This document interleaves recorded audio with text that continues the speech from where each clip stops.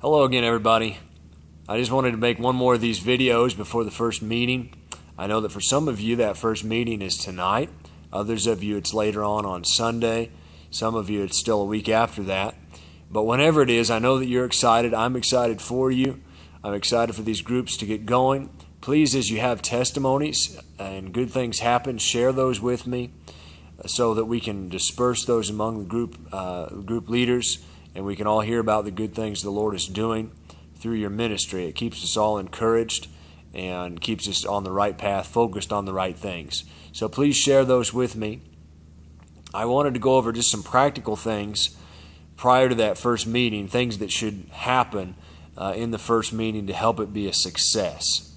We talked about some of these things at the training meeting, but I wanted to go back over them. The last video I did was really sort of philosophical in nature, as I talked about. It was big picture stuff. In this video, we're going to get into the nuts and bolts, the really practical things of what needs to occur. So it's important to understand that we as leaders set the tone in the first meeting. We set the culture of what's going on and what's going to happen in the group. And so it's really important that you're excited, and it's important that you're excited about the people that are there and you aren't worried about the people that aren't there. Everybody's going to have somebody that signed up that didn't show up.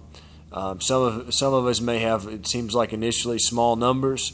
The Bible says not to despise small beginnings. Don't let yourself be disheartened. Steward and be a good steward of what the Lord has given you, and believe the Lord for increase. Amen? And so be excited for who is there.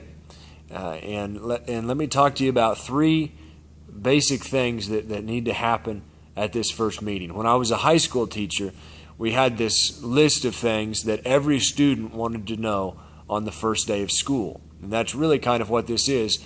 In many cases, it's the first meeting of the group entirely. In other cases, it's the first meeting of the semester of the group. The group has been going on previously.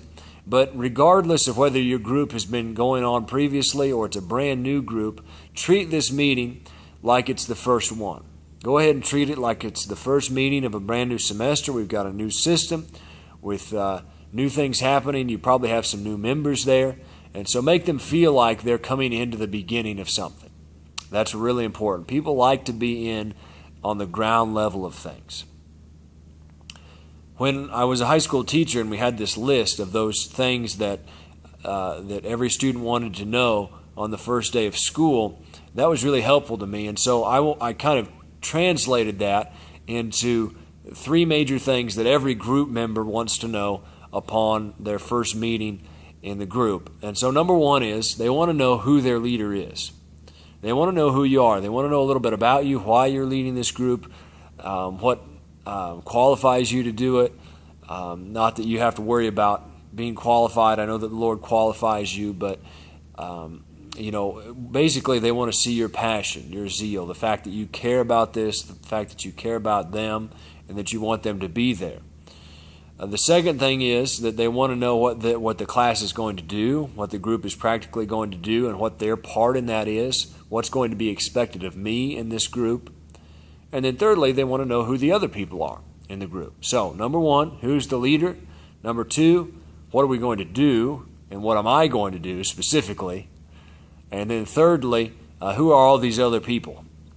And I just want to talk about some practical things to address all three of those. So I'd encourage you at the beginning of the meeting just to take some time, not very long, 5-10 minutes, just to introduce yourself and your spouse if your spouse is there. Give a bit of your testimony, talk about why you decided to lead this group a little bit, your passion for it, what your passion for the material, if you're teaching curriculum, your passion for people, whatever it is that's on your heart. Share about who you are, tell a story, make yourself look silly, do something funny like wear a weird hat. No, don't do that, but if you're open with people and you're honest and you can be self-effacing, it really tears down walls and makes people feel comfortable. So tell a little bit about yourself. Don't go on too long. You don't want to dominate the conversation. But tell who you are, because people want to know. And then discuss your vision for the group. Talk about what the group is going to do. What practically am I going to be involved in if I continue to be in this group? And then take some time to talk about what they're going to do specifically. So group as a whole, but then what is each individual member's responsibility? And even if you're a teaching group or something like that, it seems like all the responsibility is on you, don't do that. They need some responsibilities. And so some examples of responsibilities that you can give, you can tell them that they're responsible for sharing their thoughts about what's being discussed, that they're responsible for thinking about the material, processing it, applying it to their lives, and providing feedback, providing good thoughts and ideas for the group to consider. You can tell them that they're responsible for praying for the group, for making the group a priority and the group members a priority. You can lovingly say that you expect and hope that people will feel comfortable opening up and sharing about their lives, sharing about their struggles, sharing about their victories, so that we can all grow as a whole. People like that. That's good. I would make a point of saying that one of the responsibilities is to listen to the other members, to really listen to them, to not be so concerned about what I'm going to say or what I'm doing, but to really care about and listen to what other people are saying. That's important. Or another option is you can talk to them about that they need to come up with ways that we can apply the truths that are being taught to our lives as a group or to our lives individually. It doesn't matter, you don't have to list all those or anything like that. Just think about what practically can they do so that they have responsibility, so that they feel like they're part of the group. Hope that makes sense. That's really important. So those are the three things. Tell who you are, tell what the group is doing, and then the third thing is give time for people to introduce themselves in the group. Usually that takes place in the context of the icebreaker. So do an icebreaker definitely, and give people time to share who they are, what they care about, what they're passionate about. Whatever, you can refer to that packet that I gave you for some good ideas on icebreakers. But try to pick something that lets people share a little bit about who they are and where they're from and what's on the inside of them. That'd be a good thing to do. So those are those things. If you do each of those, I think that would be really good. It'll help your group get off on a good start. It'll get you on the right foot.